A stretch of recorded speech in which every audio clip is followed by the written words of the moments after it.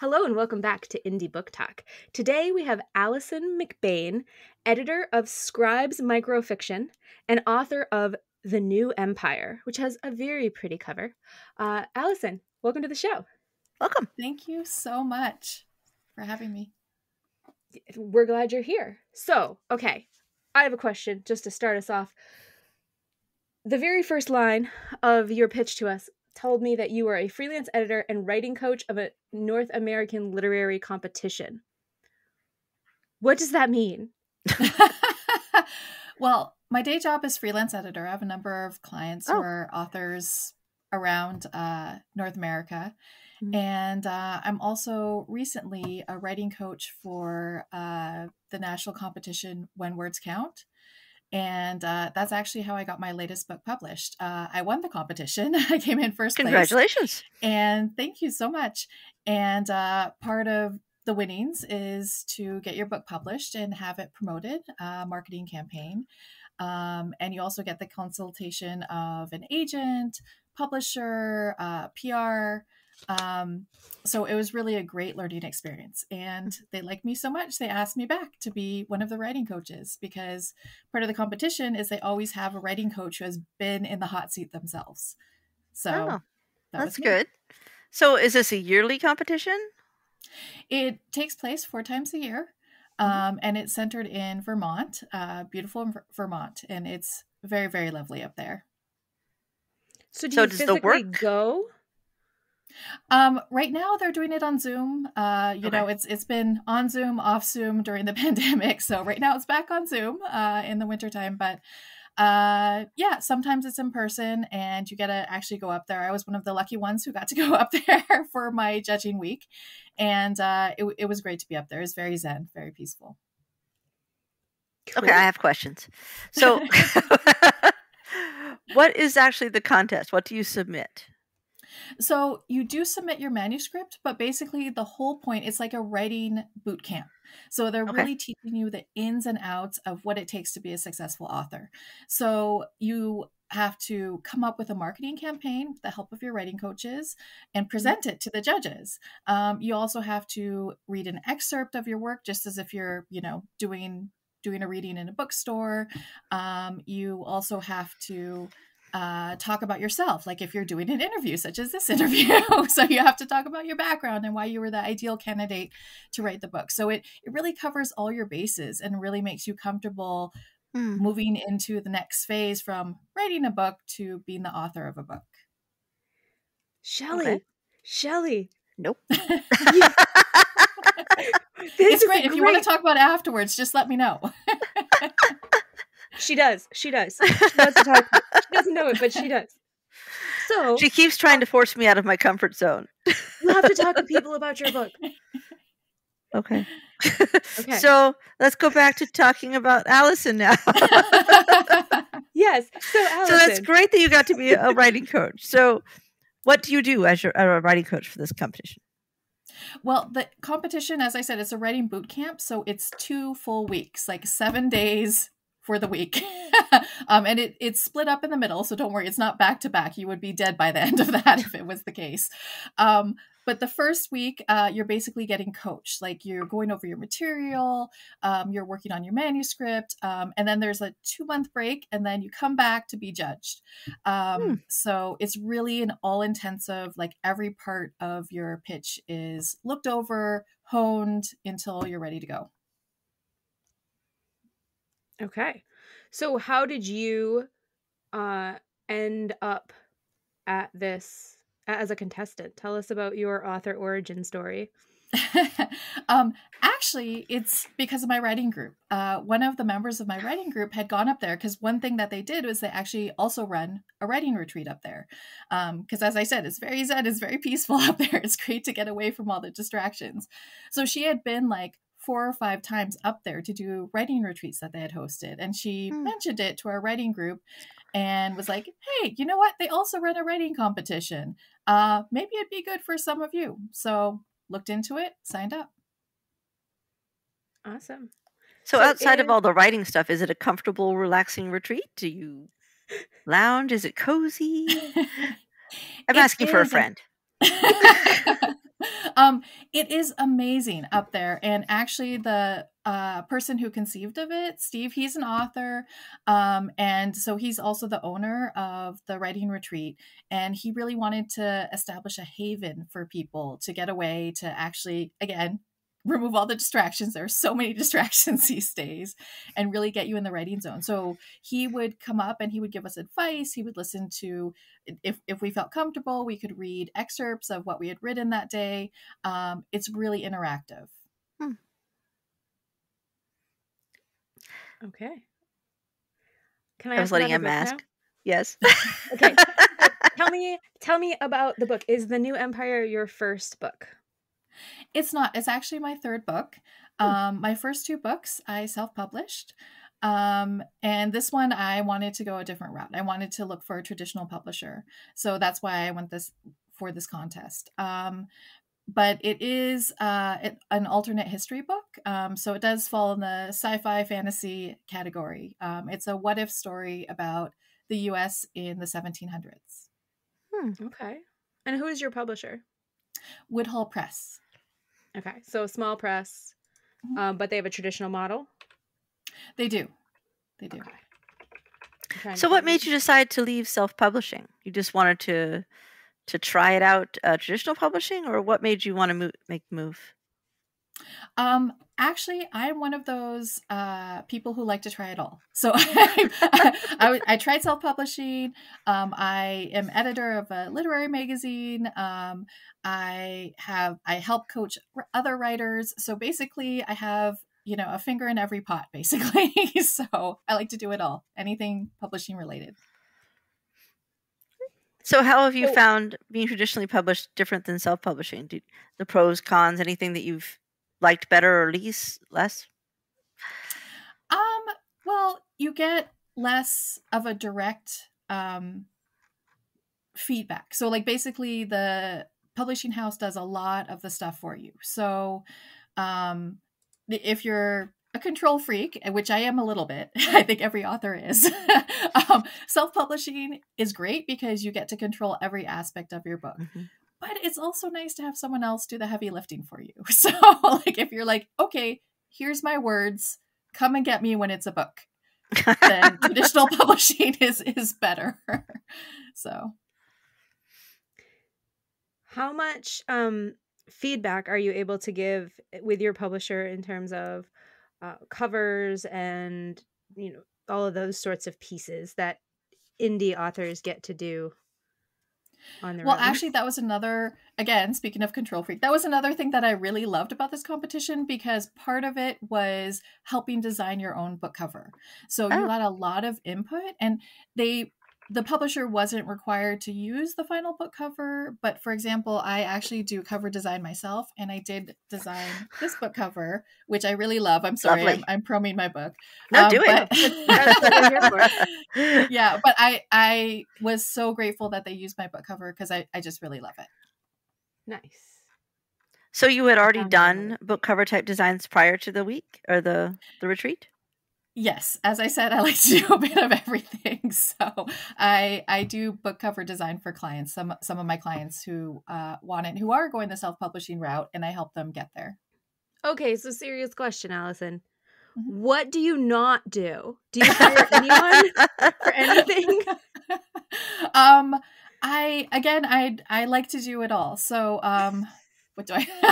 I do website design too. I don't know. I don't know what I don't do. If I haven't done it before, I will try as hard as I can to figure out how to do it. Okay. So between yourself, something you don't like to do? Like, is there something that you just as happily let someone else do? Oh yeah, some of the technical stuff, like when you're I don't know if you guys have done this, but when you're uploading your books to different platforms and doing all the technical stuff and revising the to make sure it looks okay, and all the drafts you have to go through, that's annoying. That's really, like, it's very detail oriented minutia, and like I would rather, if I could, just throw it to someone else. But okay, good. That makes me feel better. There's something she doesn't like to do. Now I lost track of my question. Oh, so as far as marketing, so you did all your own marketing for your first 2 books. How do you feel that compares to how much marketing you're getting from a traditional publisher? And are you still doing some of your own with what you're doing now? Oh, definitely. One thing that I like about traditionally publishing, though, is that it opens a lot of more doors to like stuff like awards. So there are some awards as a self-published author you really can't put your book up for, but you can if you have a traditional publisher. So that's one thing that is 100% better. But yeah, it's great to have someone on the other end, like asking them about advice. They're helping promote my book through social media. I recently, I live in Canada, but I recently went back for the book release to Connecticut, where the publisher is located, and did some events there. So they help promote those. So they're really great. They're just, and they're really fast to respond, which is not the case for all traditional publishers, but yeah. Okay, so Woodhall Press sounds like a winner in terms of indie small press publishing, guys. Check them out. That was a pretty good. The retreat / all these things that you're doing, is that specifically for people who do want to find a publisher, or is somebody who does want to independently publish, is it useful for them as well? For the retreat part of it, yeah, that's totally useful to have a space to get away from and finish your book. The contest is specifically geared towards the winner is offered publication through the affiliate press, but also they do offer publication to any strong candidate who makes it to the top 5 for each contest cycle. So there's 5 contestants. They offer publication up to, I think it's like 70% of contestants. So if you actually make it to the finalist round, you have a pretty good chance of being published, which is pretty cool. Cool. So it's just getting there. So as a writing coach for there, what do you feel is some of the best advice you can give people as they're going through all these things, or even in general? The best advice for the whole writing journey I can give is just be persistent. You are your own best advocate for your writing. So if you give up on your writing, no one else is going to go to bat for you. So you just always go to bat for your own writing. You are the best judge of your work. I like that advice. That's good advice. Let's talk about Scribes Micro Fiction, because we haven't talked about that yet. What is Scribes Micro Fiction? I assume it publishes microfiction. It's just a guess. Just a guess, like good guess. We actually publish microfiction, creative nonfiction, and poems, but the only we like very small packages, so anywhere between 90 to 110 words, which is harder than it sounds. No, that sounds really incredibly hard. I was immediately like, oh no. But we have just closed out. We're closing out our final submission for this year. We publish every month, once a month, and yeah, this is the end of our second year, and we're just going strong. So okay. So note to listeners, we're recording this in the very end of November, so probably it'll be close to opening for 2023 sometime around the time you're listening to this. So you'll be entering your 3rd year? Am I entering our 3rd year? And our submissions are always open. Yeah. Cool. So if you can write something very, very short. It's about a paragraph. It's a good place to start. I just can't even fathom that. And it's like a whole story in this space. Yes. Oh, goodness. That is a special skill set. That is a very unique skill set. It is. Is this a print publication or an online publication? Where can I find it? It's an online publication. It's at fairfieldscribes.com. And we also do print books. So we're planning on hopefully compiling some of these into an anthology. Don't know when, but well, you got to collect a lot of 1 paragraphs. We need a lot. So did you help start Scribes, or how long have you been there? I That's a good question. How old is my daughter? I was pregnant with my youngest daughter when I joined. So 8 years now. Yeah, so I joined. It actually started out as a writing group. And this is why I'm such a big fan of writing groups. And someone said one day, "Hey, let's start publishing stuff. We're all writers, we're all editors, let's do it." So we did. And we started putting out anthologies. And during the pandemic, I got very, very sick with COVID and had to stop. So we stopped publishing our print books. So, of course, brilliant idea. Hey, let's start an online magazine while we're all online. And it sort of grew from there. That's very similar to our origin story. Yeah, I saw when I was looking up about, I was like, oh, this is great. These are my people. We had actually just got done recording how great writing groups are. So nice. We're very on theme tonight. That's great. You mean we planned that very carefully, that we were going to have like a little series of, come on, Shelley, come on. Of course. That's right. We branded it. It's good. Yeah, it's good.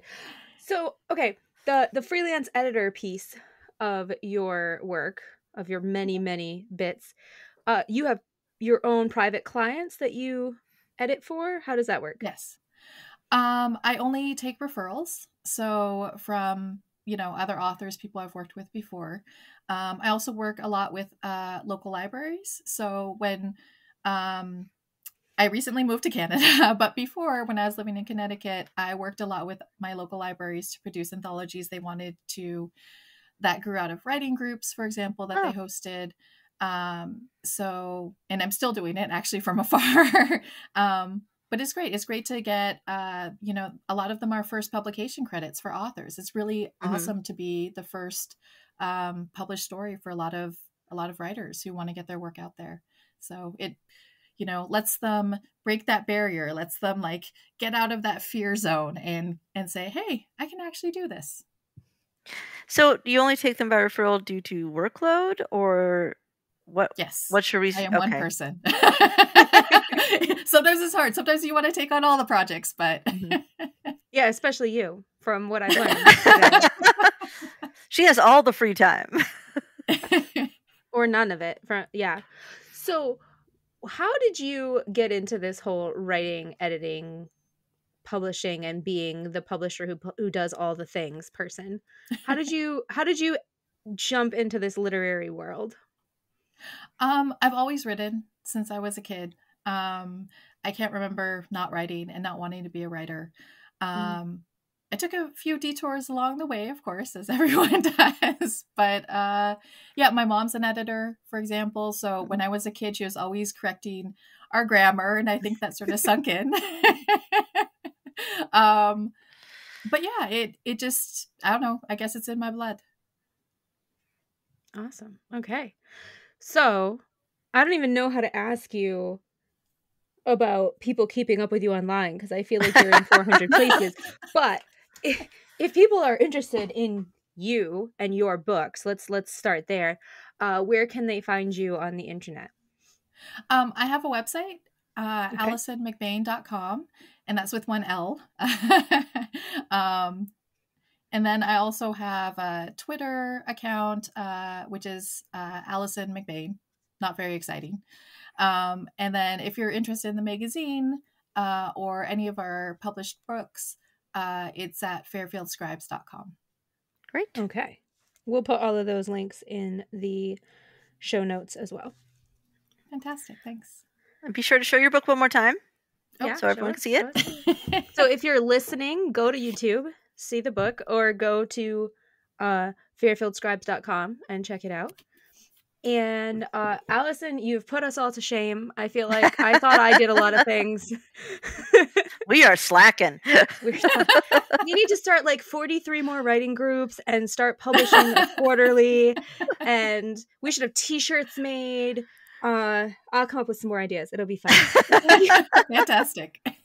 Thank you so much for being on the show. We enjoyed having you. Thank you so much. It was great being here.